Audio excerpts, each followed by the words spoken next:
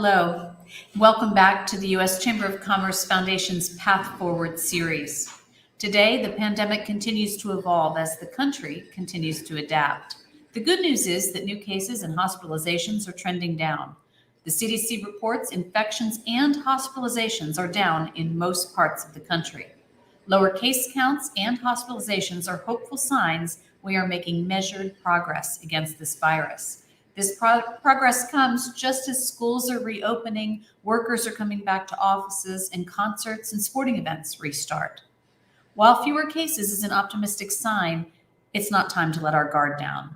The more contagious Delta variant is now the dominant strain of this virus. Tragically, the fatality rate remains far higher than it should be in a country where every person over the age of 12 has access to safe and effective COVID-19 vaccines.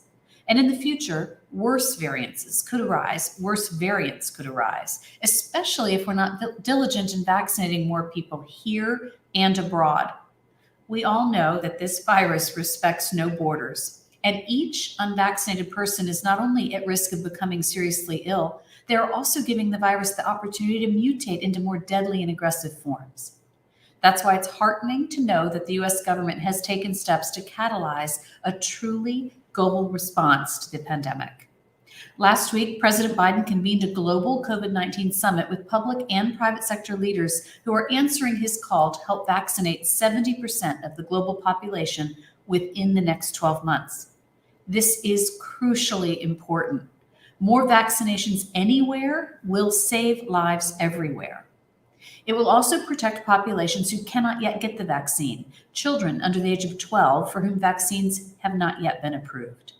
We received great news just yesterday that Pfizer submitted COVID-19 vaccine data on children ages 5 to 11 to the FDA for initial review.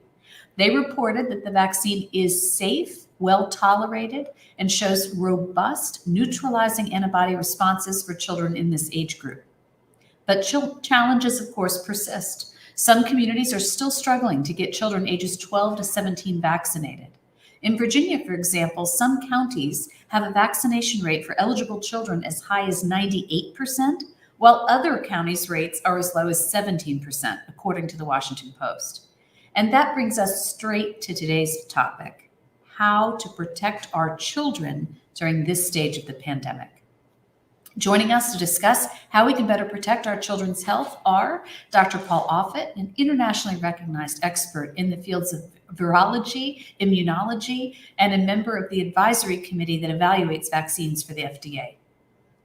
Dr. Lee Beers, president of the American Academy of Pediatrics and a professor of pediatrics at Children's National Hospital in Washington.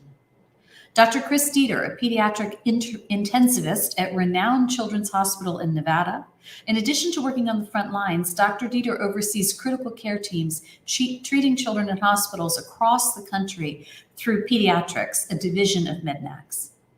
Dr. Rachel Kentor, a pediatric psychologist at Texas Children's Hospital, who is focused on finding ways to help children get through the pandemic. Dr. Offit, I want to turn to you first. Welcome to Path Forward. Thank you. My pleasure.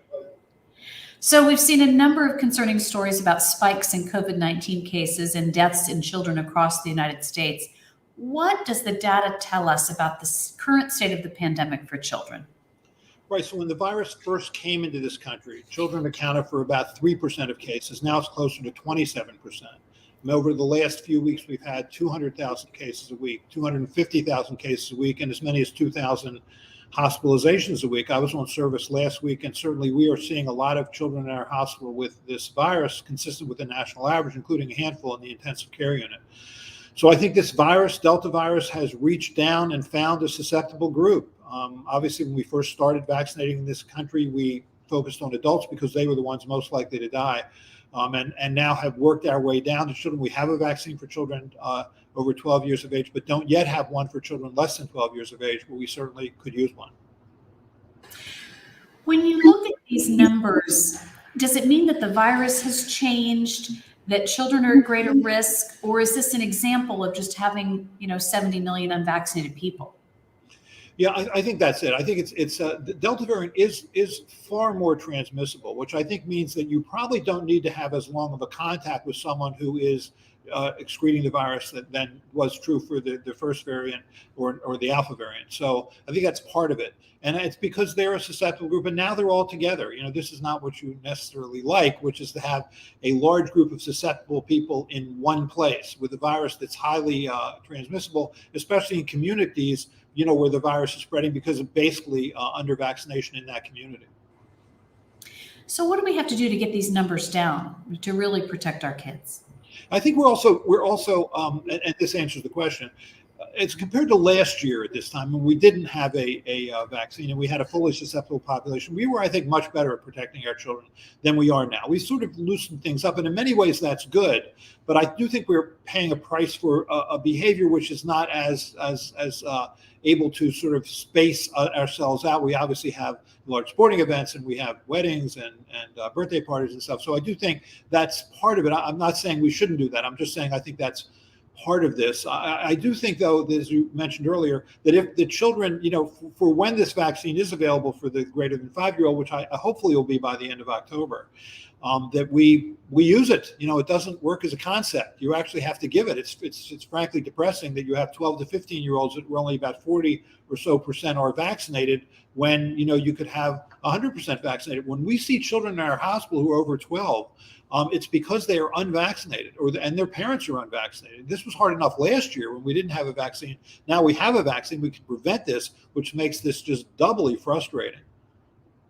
Let me double down on the two different things that you said. So let's start with what we can do for our kids in terms of social distancing, mask wearing, practices, to your point, we may have been a little better at a year ago. So what advice do you have for the parents that are watching today? Right. If I had a child who was 7 years old and going to school, I would feel much better if there was a mask mandate in that school. I would also feel much better if every teacher who was standing in that classroom was vaccinated. Because the masking is all we have for those children. It's amazing to me that there are parents out there who just insist on their child not wearing a mask. I would wonder if there was a child in the classroom who was a peanut allergic. You would like to think that other parents wouldn't say that it's their right, their civil liberty, their personal freedom to have their child go to class and eat a peanut butter and jelly sandwich, that they would care enough about that child that they wouldn't do that. Well, this virus, unlike, say, the one child who has a peanut allergy, can affect everybody and can really cause serious disease in anybody. And yet somehow we just think it's our personal right to catch and transmit potentially fatal infections, which it isn't. And so what do you want everybody watching to know about kids and these vaccines? So we have a vaccine for the over 12-year-old. We now have a lot of data in children over 12 years of age, as millions have been vaccinated. So this gives us now a much broader, more robust safety and effectiveness platform. Hopefully we'll have a vaccine by the end of October for the greater than 5-year-old. Pfizer has submitted those data. Presumably that'll come to the FDA Vaccine Advisory Committee in the next couple of weeks, and then things should happen fairly quickly. And this assumes, of course, that the data are consistent with a vaccine that is safe and effective. We need to look at those data first. But I can tell you that being on the FDA Vaccine Advisory Committee, that we would not approve these vaccines under emergency use authorization unless they meet a particular standard. And that standard is would we give them to our own children or our own grandchildren. And then and only then really do we approve them. We've seen on prior episodes of this program that the use of that term, this emergency use authorization, throws people off. And so I think clarity around when you use that expression, what exactly does it mean? Right. Well, in the previous administration, it meant that you could get approval for hydroxychloroquine, even though it had never been shown to work, either to prevent or treat the disease. And then we found out that it did neither, and in fact caused heart arrhythmias, some of which were fatal. So that was a mistake. Similarly, the convalescent plasma was sort of hailed as a breakthrough medication, which it wasn't. That too was approved through emergency use authorization, even though frankly it didn't work. So I think people hear emergency use authorization and they think hydroxychloroquine, convalescent plasma, which basically came and went, and then that now believe that that applies to vaccines, but it really doesn't. I mean, when you look at, say, a 30,000 person trial for Moderna, a 40,000 person trial for Pfizer, those are the sizes of any typical adult or pediatric vaccine trial, and the safety follow-up is the same 2 months after the last dose, because any serious adverse event that's ever happened with the vaccine for the last 200 years has occurred within 2 months of a dose. So it's that standard is the same. The only real difference between the EUA and licensure for all practical purposes, is that we wouldn't typically license a product that had only been shown to be effective for 3 months, which basically was true in December. Now we know it's effective for at least 8 months. But, in the midst of a pandemic, that's what you did more quickly. So I think people should be largely reassured that I wish we had a different word than emergency use authorization, because I think people think of that hydroxychloroquine or convalescent plasma experience, and this is not that. So, yeah, and I think they also think it just sounds as if there wasn't a thorough review, right? It sounds different than it's actually approved. And so I think the knowledge that there has been a robust process to even get to use that term is important, that we keep getting that message out. So you talked about, Pfizer submitting this COVID data, that it looks safe so far. I loved your line that you're looking at, is it something you'd give your kids, your grandkids as a way to think about it? But if you look at their timeline, how realistic is it that you could get approval in days or weeks? And then what are the mechanics? How does it actually roll out? Right. Well, here's the way it works. The company submits, a 50 to 100-page document that goes through the details of their trial. Their sort of phase 1 trial, which is usually dose ranging. How did they come to that 10 microgram dose for the 5 to 11-year-old, which is about a third of the dose given to older adolescents and adults? You want to see all those data, and the FDA also gives you a basically 50 to 100-page document where they have looked through all of those cases to make sure that there's nothing that wasn't in the sponsors or company's package that should have been. Once you get that, usually we'll meet within a week of getting those materials. We'll have a discussion. Typically, we would recommend the vaccine. Let's assume we recommend the vaccine, although again, need to see the data first. Then usually within 2 days, the FDA accepts that recommendation. Then within 3 or 4 days, it goes to the Centers for Disease Control and Prevention, the CDC, where they then make a recommendation. Because remember, the FDA is a regulatory body. They're not really a recommending body. It's the CDC that's the recommending body. That all happens usually within about a week. So once we get those documents, it should happen fairly quickly. So I would hope by let's say by Halloween. We'll see. Okay, well, we'll hope along with you. I have more questions I want to ask you. I'm sure the audience will too, but let me pause for a minute and bring Dr. Beers into this conversation.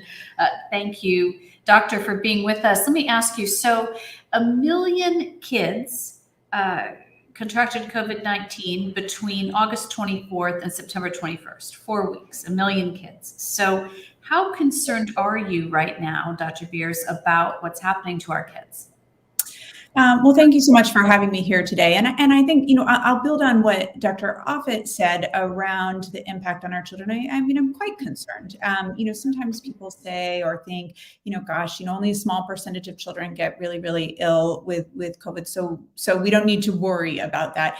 And actually what I really think is important to remind people of is the first children are relatively healthy. They don't get really ill for much of anything, right? And so when we do see children getting quite ill and large numbers of children getting quite ill with a particular illness, that really does cause alarm for us.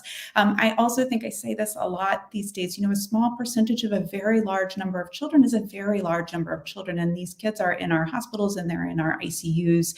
And some of these children are actually having long-term effects, that are lasting sometimes even months. I think you all have probably heard the discussion of long COVID.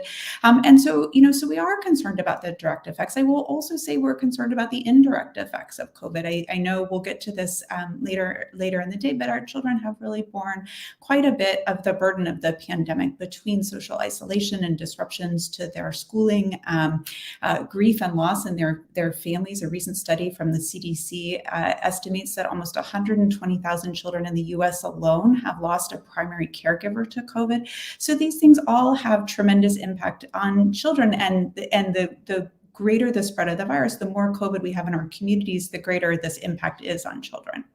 I really want to underline what you just said, right? That a small percentage of children is still a lot of children, and each one a tragic story and a scary story. It's so important.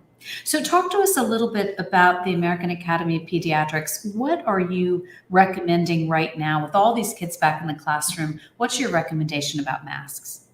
Yeah, absolutely. And I think also just highlighting your point that really every child who gets ill, every child who dies, that's a tragedy. And if you're a parent, those statistics don't mean much to you, especially if this is something that could have been prevented.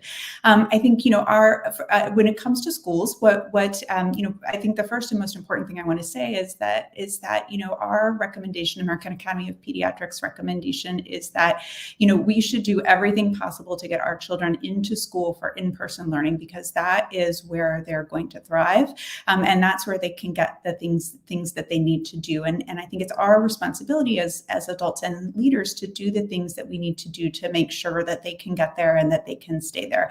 And so we have a number of recommendations to help make that happen. I think first, one thing that we absolutely recommend, a really important strategy, a really important tool in our toolbox, is immunization. Dr. Offit mentioned this. So adolescents ages 12 and up, and all the adults in the school building, if they're immunized, that's going to really drastically decrease the spread of COVID within the building. It's going to keep them safe, and it's also going to keep our little ones who don't yet have access to a vaccine safe, who don't yet have access to a vaccine. And then I think from there, we think about the way we talk about it is layered precautions. And so simple, safe, effective things that we can layer on top of each other to decrease the risk of COVID. Universal masking is one of those things. We know it's simple, safe, and effective. We're seeing actually increasing evidence where schools who do not consistently, where there's not consistent masking in schools compared with schools where there is consistent masking within the same community, there's much less spread of COVID within the schools that are using masking. And so that's an important mitigation strategy as well, because we want to keep our kids in school. We want them there. We want them safe. We want them healthy. We want them learning. And then there's a variety of other measures, ventilation and hand washing, testing, frequent and rapid testing availability when needed. All of these are important pieces of that layered strategy. So such good information. I really appreciate that. But let me ask you to elaborate a little bit. I know some of the questions that schools are having are what to do about potential exposures. And is their strategy different for vaccinated and unvaccinated teachers and students? Yeah, and so this is a really great question, and it's a really important point to bring out. Is again, when we're thinking about keeping children and adults safe and healthy and in school, and so the quarantining recommendations do vary based on whether or not a child or adult is vaccinated and whether or not there's consistent mask wearing. And so you can for someone who's unvaccinated and not consistently masking, that quarantine can be up to 10 to 14 days recommended, as opposed to sometimes, if there's a exposure and it's not considered a close contact and a child or adult is vaccinated and masked, you may not need to quarantine at all. So in August, you wrote a letter to the FDA suggesting that they be aggressive when it comes to authorizing a vaccine for younger kids. What did you mean by that? Yeah, I think, really building on the things we've been talking about, which is that COVID is a serious and significant illness for children. And we think that they should have access to a safe and effective vaccine as soon as they can. Dr. Offit talked about all the steps you go through in the FDA and in the ACIP and CDC to really walk through that process of vaccine authorization. And it's a very careful, cautious, and deliberate process, as it should be. And I think when we talk about approaching that with urgency and with approaching it in an aggressive way, I think what we're talking about is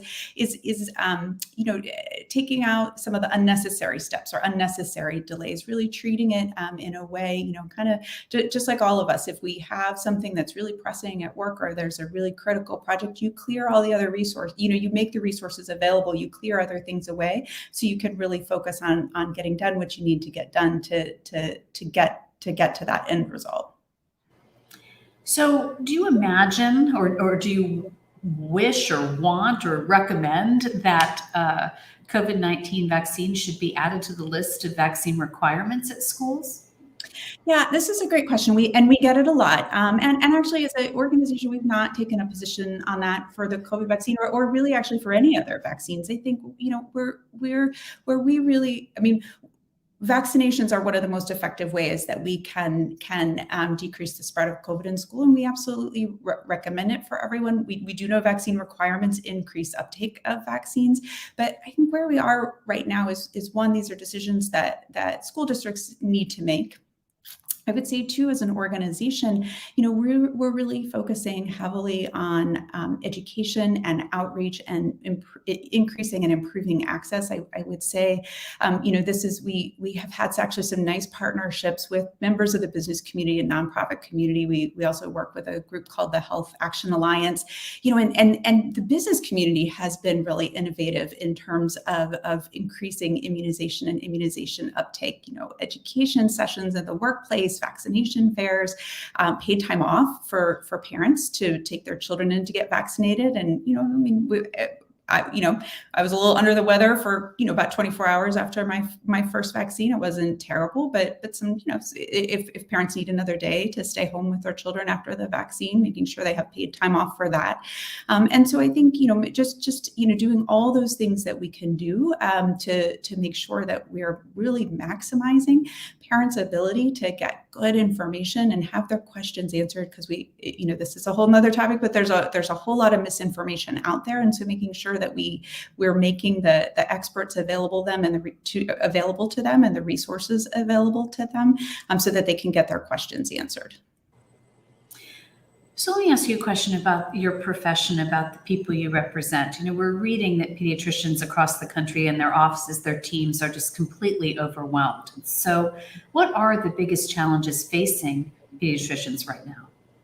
Yeah, it's true. I worry a lot about our pediatric workforce, but also about our entire health workforce, because they are worn down and they are tired, and they're working incredibly hard. And I think there's a couple of things that play into that. I mean, first of all, we're all tired after 18 months into the pandemic. We're all exhausted, and it's been draining on everyone. Our pediatricians and children's hospitals are facing huge volumes right now. There's lots of sick children, and again, in areas where there's surges of COVID, they're seeing even more sick children. So that's overwhelming. There's lots. They're needing to see lots of children for testing if they have an exposure at school, or if they have any kind of symptom, they do need to come in for COVID testing. And so that is there's a lot of kids coming in for that. And we're also seeing kids with all the other things, mental health and nutrition and obesity and eating disorders. And so none of those things have gone away. And in fact, many of them have worsened over the course of the pandemic. So that's the volume piece. But on the other side, actually, pediatricians and other health professionals really actually have been facing tremendous amounts of harassment, a lot of anger, a lot of rancor, again, worse in some places than others, but it's demoralizing to pediatricians and to others in the health profession. And I think really importantly, it actually distracts from the ability to really focus in and take care of all the kids that we need to take care of right now. Well, our hearts go out to all of you doing that really hard and important work. And just as I said a second ago, I have more questions for you, and I'm sure the audience will too, but let me pause and bring Dr. Deeter into the conversation. So, Dr. Deeter, who you are as a medical director for a pediatric ICU in Nevada. You're on the front line of treating children with COVID-19. So first, thank you for all that you're doing for our kids. And second, help our audience understand what that feels like right now. I mean, you've had, I imagine, some pretty dark days. And so what does that look like? Thank you, Suzanne, so much for inviting me to join all of you. I think I'm just as passionate as the last two pediatricians you spoke with on this call. And I agreed with everything that Dr. Beers was saying about the health of the workforce. It's definitely a huge concern. These last 18 months, this last year and a half has been one of the most challenging and humbling of my career in medicine. I've been in medicine for a little bit over 20 years now. As an ICU physician, I've been trained to remain calm in times of crisis, but the uncertainty and the confusion that's been created by this virus has increased our stress, and for many of us has led to feelings of fear. The unique way that COVID has affected children has had us absolutely scrambling for answers. The good things are that, my relationships with pediatricians across the country have strengthened as we've leaned on each other for support and group problem solving. But we find ourselves in a really unique position as pediatricians. We're trained to take care of babies from day of life 0 all the way up to even young adults. I take care of young adults up to 21 or so, depending on their medical conditions and chronic medical conditions. But our adult colleagues don't take care of smaller sized children and babies. So when we've been asked to, many of us have reached up to help care for adult COVID patients. But when we're busy, and right now we are slammed post-COVID a little bit here, it's harder for our adult colleagues to reach down and to help us out. So that can be a very isolating feeling in some of my smaller units across the country. People feel like they're very much by themselves and taking on a lot of these challenges by themselves. It's been a very scary time. And so how have things changed during this recent surge, both for you and for your patients? Yeah, the first couple waves were kind of almost exciting and challenging, and a lot of reading and watching webcasts and listening to Dr. Offit, who's been awesome through this whole pandemic. But we gained confidence through those surges as we learned more about the virus and its after effects. We began to figure out really quickly how to effectively care for children who are sick, who are getting COVID, and then post-COVID effects. The recent surges have been a little more difficult. We've lost staff. We're dealing with huge staffing shortages locally at a lot of our smaller hospitals, our community hospitals, and our bigger hospitals. We don't have enough nurses, and a lot of our medical teams have downsized due to stress, walking away from the career, et cetera, and some due to loss. They've lost their own family members, or many of our healthcare providers have passed away during this pandemic. So it's a different challenge with a smaller core of staff that we now have to take care of patients. We're also seeing early surges in otherwise typically winter viruses. So it's not just COVID filling our units right now. We're seeing all of these other viruses you're hearing about. So my unit right now is full of RSV, rhinovirus and enterovirus, adenovirus, and all of those other viruses take a lot of care and take up a lot of beds in our smaller units, in our pediatric units. So it's been a lot more acute and stressful. And the other big population we're seeing come in now is our mental health population. We take care of teenagers who are attempting suicide, who have severe anxiety and depression, who are just over it and don't have the behavioral health resources in our communities to appropriately care for them. And right now my ER is packed. We have at least 8 children down there waiting for beds in acute psychiatric units.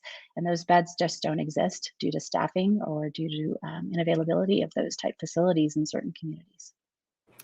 It's really scary, and to hear you describe it is really just heartbreaking. So turning to a little bit more information, we hear a lot about underlying conditions, and certainly maybe a year ago we were thinking about what underlying conditions as adults could make COVID-19 more serious. When you think about the pediatric population, what are the underlying health conditions there that really impact COVID-19? So my company, Mednax, and pediatric units, we have clinicians across the country from Florida, Texas, Las Vegas, up to me in Washington. What we have all we gather, every week, every month to talk about our patients. And what we've all realized is mostly what we're seeing is teenagers, older teenagers who mimic the disease that we see in adults. So usually our obese or overweight teenager population tend to be our sicker patients that don't just require oxygen and an admission to the hospital, but actually require ICU care and invasive ventilation potentially, which is a ventilator or BiPAP or CPAP type unit. They're requiring the same medications like remdesivir and high-dose steroids that our adult population requires. So those are almost our more straightforward, but our most common population of patients. But we also have a very unique population of children with cancer, children with immunosuppression, children with heart defects, lung problems, kidney problems. All of those patients are also landing in our units, and that's a scattered population from birth to 18 years of age. And then another population we see is little babies being born to moms who have COVID or been recently infected, or they go home to homes that somebody has COVID, and they're coming right back into the hospital at 1, 2, 3 weeks of life with difficulty breathing. And that includes our toddlers who have small airways. They just don't manage the mucus caused by this severe virus the way that older kids do. So they just come in needing a little support for their breathing. But again, the good news, I don't want to sound all gloom and doom, is that we do know what to do to help them. And so most of these kids are receiving excellent, immediate care, the care that they need to turn around, get through the virus. And our mortality, the actual number of children that are dying from this virus, has gone way down now that we've discovered all the ways that we need, all the things that we need to do to take care of them. So, doctor, let me ask you, what is multi-system inflammatory syndrome and how is it impacting kids? It's my favorite word. It's what we're seeing right now. So whenever you have a COVID surge in your population, as we've seen across the country, so for instance, Florida was hit really hard with this last surge. And my unit right now there is seeing multiple children with what we call MIS-C or MIS-C. What it is it's these children were exposed to COVID a month ago, let's say. Maybe their families got it. Maybe they didn't really have symptoms from it, but it definitely entered their bloodstreams, got into their bodies, and their body's immune system reacted to that virus. And it basically overreacted in some way. And we don't know all of the exact details of how this is happening, but we know that it's creating multi-system. So problems in multiple organs. We have kids that are coming in with problems in their brains. So encephalitis or inflammation or swelling. We have a lot of children who are having effects in their heart, so weakness of the heart and the cardiac tissue and the heart muscle. Some of them it's causing pneumonias later, or breathing problems. Some of them are having kidney problems. The most common presentation is actually GI, is they come in with vomiting and diarrhea, and that doesn't look like COVID to most of us, so we didn't catch that for a while. But this vomiting and diarrhea is actually a sign of that MIS-C, of that MIS-C disease. They're also coming in with fevers a month after having COVID. Some of their COVID tests are still positive. We do PCR testing for COVID, and that PCR test can remain positive for 4 to 6 weeks, sometimes even longer. So they might come in with a positive COVID test, but they're not having the symptoms that we associate with COVID. And that, when we first saw these cases, that was very confusing. Rashes, fevers, GI symptoms, neuro symptoms. And then what we're realizing is it's actually, they have antibodies to COVID. It's their immune system is overreacted to the initial virus, the initial infection. And so around this period of time, about a month after the peak surge in adults, we see kids coming in. The most concerning effect that we're seeing is the effect on the heart. So these kids will come in looking okay, looking fairly well, a little bit of fever, maybe some GI symptoms, and within hours they can deteriorate. I had an 11-month-old the other night who kind of fell apart on me by 4 o'clock in the morning, looked great at midnight. 4 o'clock in the morning, his heart was failing, and we were having to do aggressive measures to keep him alive. And like I said, that's a pretty frightening new medical problem we're having to take care of. And so I think every parent who just heard you say that is thinking to themselves, when do I take my child to the ER? I would say the same thing for almost any infection. So if your child's having fever, high fevers, not eating or drinking well, not responding to you as they normally would, things just seem a little more out of whack than your common cold, I would at least reach out to your physician, call your pediatrician, call your doctor. You can even take them to an urgent care initially, especially if they're not staying hydrated. So I count diapers in babies. If those are dropping off, they're not staying hydrated. They can't eat because they can't breathe, breastfeed. They can't take a bottle or breastfeed. That's very concerning. Babies get dehydrated much more quickly than adults do. So we're asking that you bring those children in a little more quickly for a check. The MIS-C, the MIS-C specifically, is usually a fever for longer than 3 days. We're starting to get really concerned about that. But if they look funny at all to you, if they're not waking up the way they normally do, not interacting the way they normally do, most kids, they have a little fever, you give them some Tylenol and they perk up, they look pretty good. If your child's not doing that, reach out for care, especially if you know that your family or somebody they were exposed to has had COVID recently. We're just being a little more careful about our directions for that. Let me ask you one last question before I bring our final panelists in. Are you seeing a difference in vaccinated and unvaccinated children?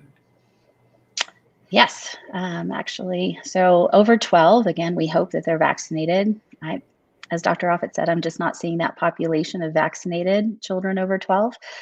Every child that I personally admitted, and most of my partners across the country have admitted over 12, has been unvaccinated. So did not take that magic opportunity to get their vaccine. The younger ones, under 12, they can't get the vaccine yet. It's not their fault. And most of those families coming in are unvaccinated. And just like we're hearing in adult COVID patients who, by the time they're going onto a ventilator are regretting the fact they didn't get their vaccine, I'm hearing heartbreaking stories from parents who just feel so guilty that they didn't think it would affect their kid. They thought they were making a choice for themselves to not get a vaccine. And instead, now they're watching their child lay in an ICU room, very sick, because they made that choice and did not vaccinate and protect their child. Thank you for that. And again, I have more questions for you, but let me bring in Dr. Kentor here. Thank you very much for being with us. So, our other panelists have all alluded to the mental health issues at stake here. And so, let me just ask you about what is the data showing about how children are faring from a mental health perspective during this pandemic? Well, thank you for the invitation, and particularly for including mental health and behavioral health in this conversation, because as we've heard from all of the previous panelists, this is something that is really impacting our kids. And so speaking to what Dr. Deeter mentioned about the emergency department visits, data from the first 6 months of the pandemic, so from April 2020 to October 2020, showed a 24% increase in school-aged kids in terms of frequency of going to the emergency department for mental health-related concerns, with actually a 31% jump for adolescents. And overall, we're seeing higher rates of anxiety, higher rates of depression, particularly among adolescents. And then in younger kids, what we're seeing is an increase in behavior problems. And these patterns are pretty typical developmentally and what we would expect. So what do you think the biggest challenges are that are weighing on these kids? I think the biggest challenges that are facing them are the biggest challenges that are facing us as adults as well, right? So the social isolation, the uncertainty of everything, particularly because we've had these forward and stop progress where things open up, we think it's okay. Things go poorly, we have to back up. I think that adds a lot of uncertainty, a lot of anxiety for kids kind of across the age spectrum. But also with that comes that disruption to routines. Kids thrive on routine, structure, and when they don't have that, it can cause a lot of distress.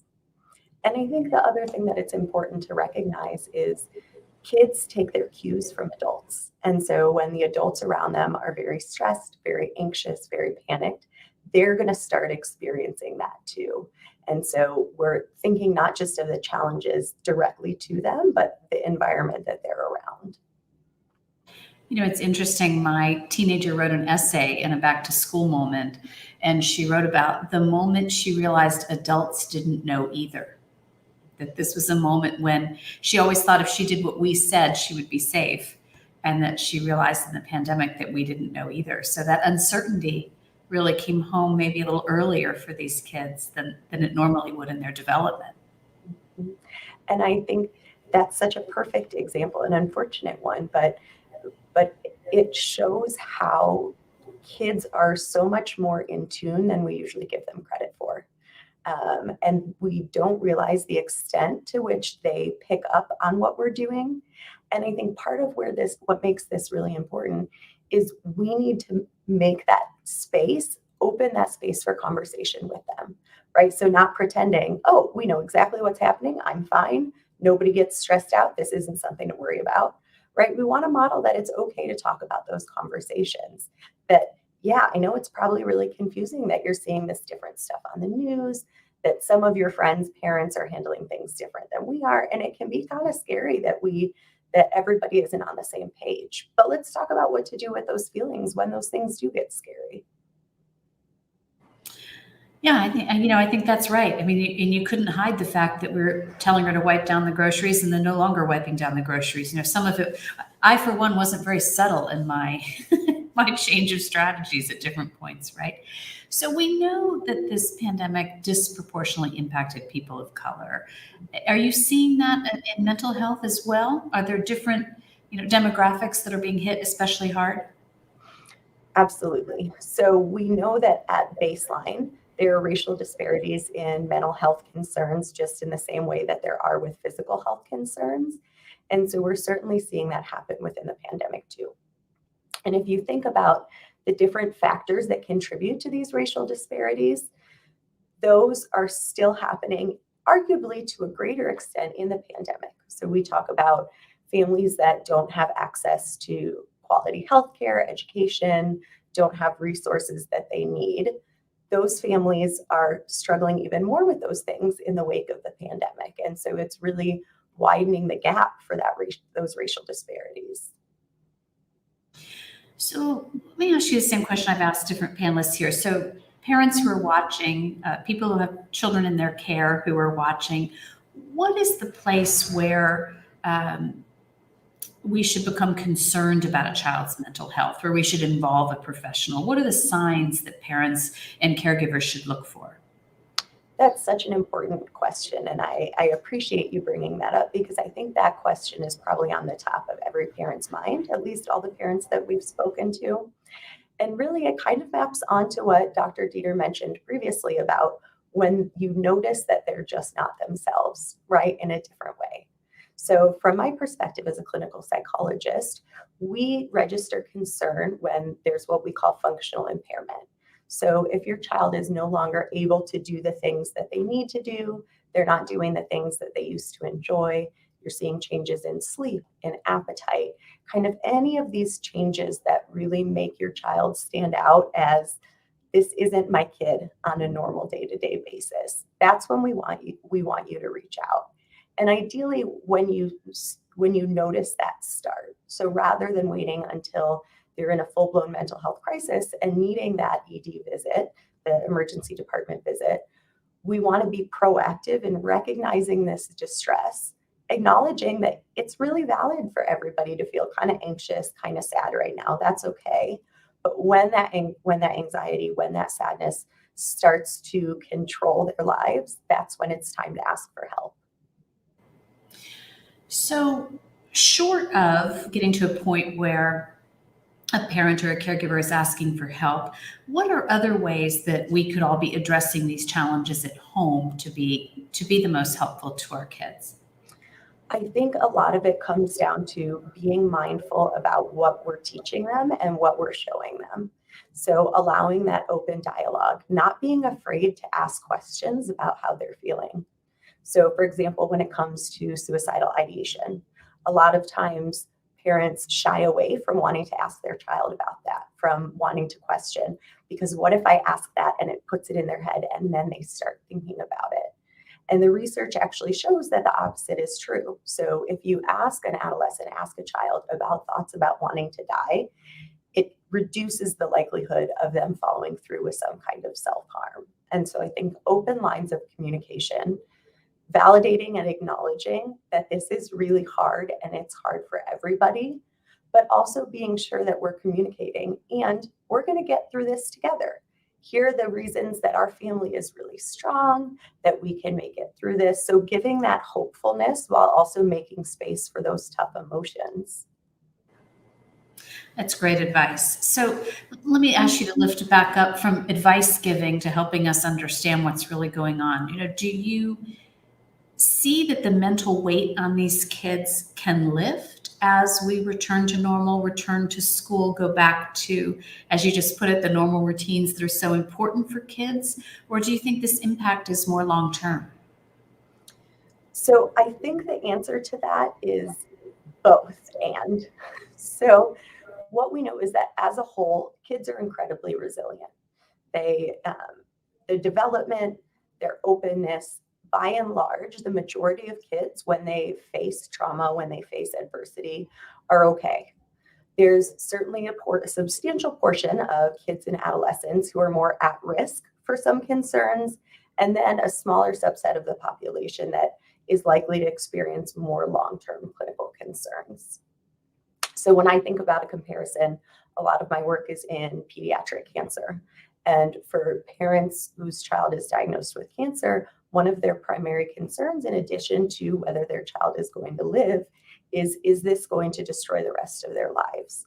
Is this going to set them down this path that they're never going to have that joy? They're always going to be traumatized by this.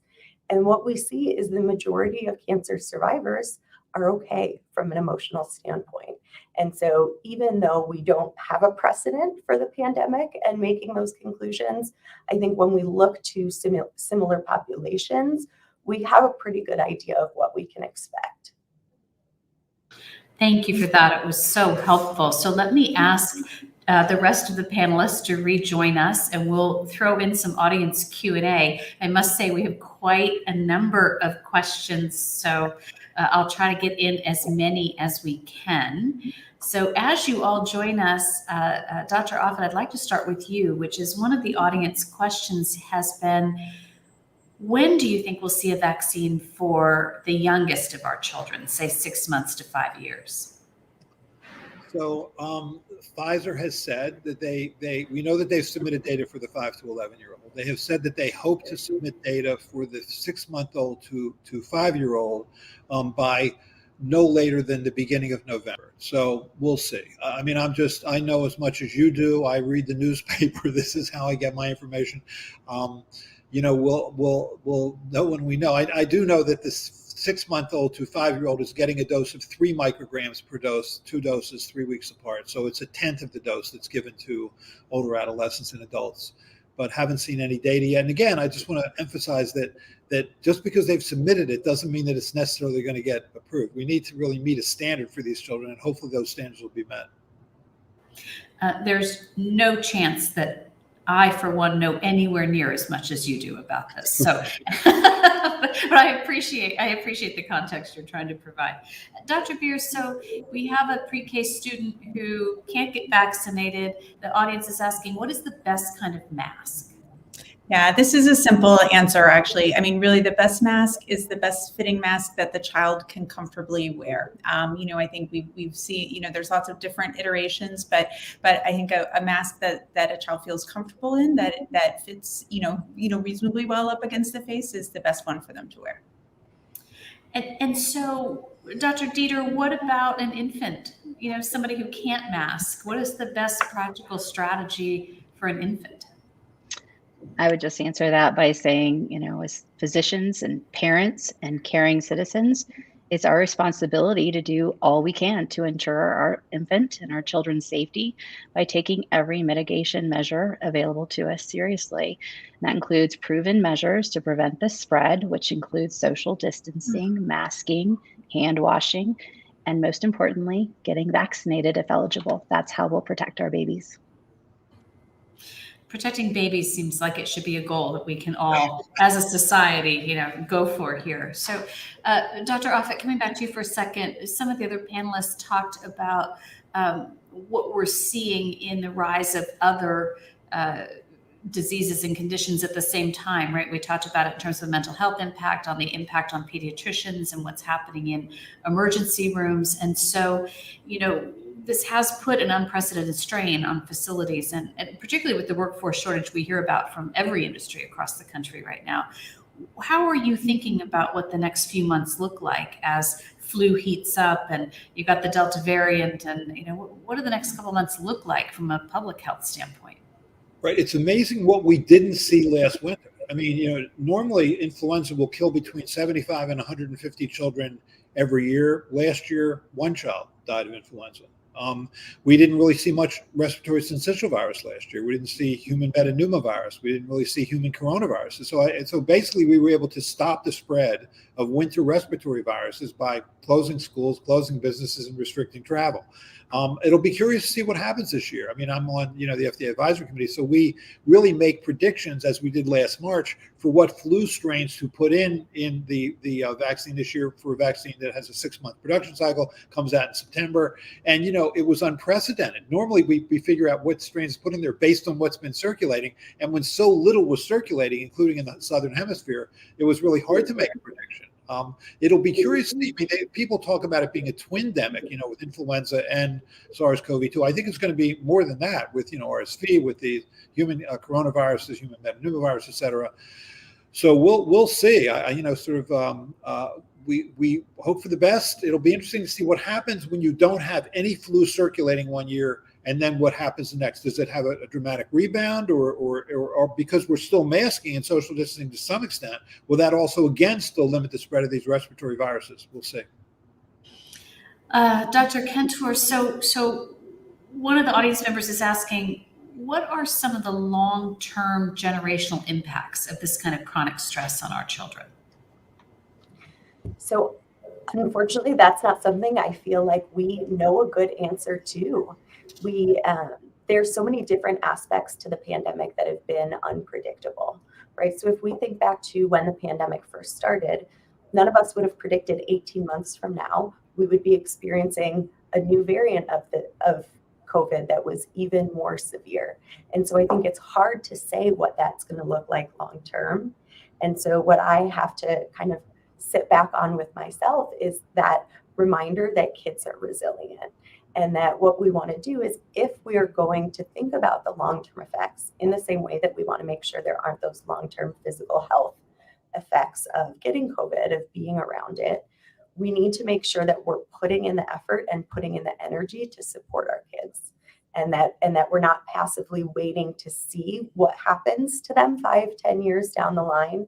But right now we are taking action, we're keeping an eye on things, and we're doing whatever we can to bolster that resilience.